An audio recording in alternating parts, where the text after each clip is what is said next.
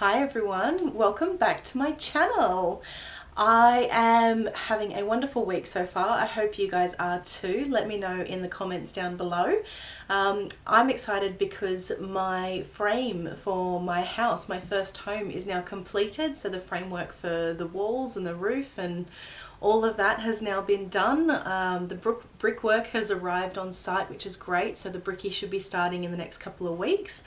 And yeah, there's just been a bit of movement, so I'm really excited for that to be finally finished. I've got so many projects in place that I want to do. I've got my garden that I want to organise and start building, and there's so many other projects that I have around my new home. So hopefully it all gets fixed up and built quickly.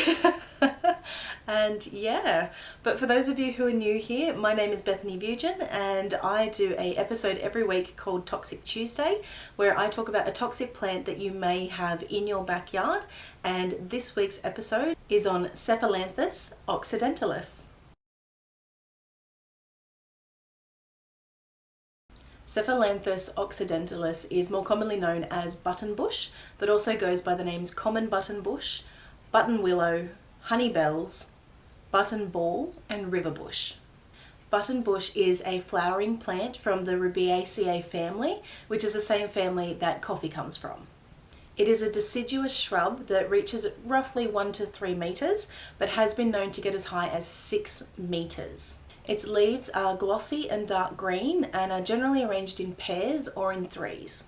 Their shape ranges from elliptical to ovate, and they can range in size from 7 to 18 centimeters long and 4 to 10 centimeters in width.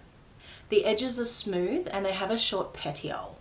Now the petiole is the stalk that connects the leaf base to the stem of the plant.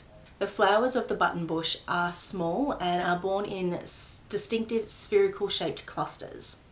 They have a fringe of pistils that are protruding slightly from the corolla and range in colour from white to red.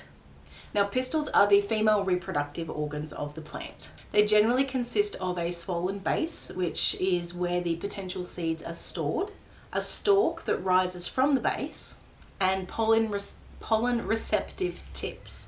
Now, these are variously shaped and often quite sticky. Now, pistils are not to be confused with stamen. Stamen are the male reproductive portions of the plant, and I will pop an image here so you can see the difference between the two.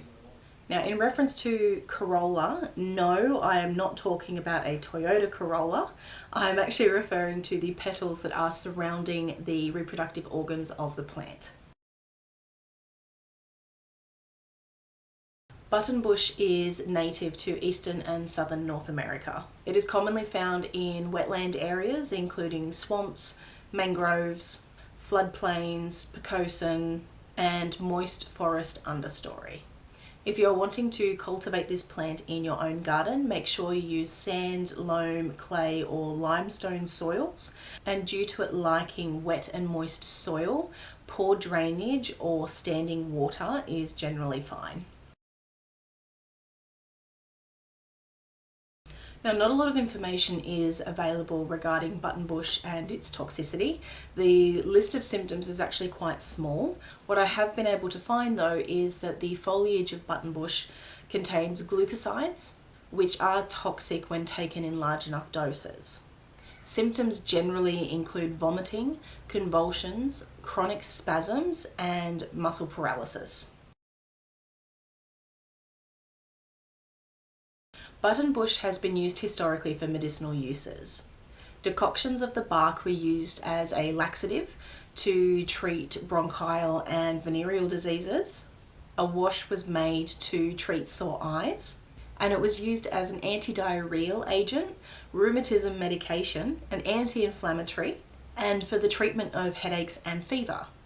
The bark was also chewed to treat toothache, and the roots were used for muscle inflammation and for blood purification and to treat blood diseases. That is everything today, guys, on Cephalanthus Occidentalis. Let me know your thoughts in the comments down below if I've missed anything or if you learned something new. And while you're there, don't forget to hit like and subscribe. It always helps me out.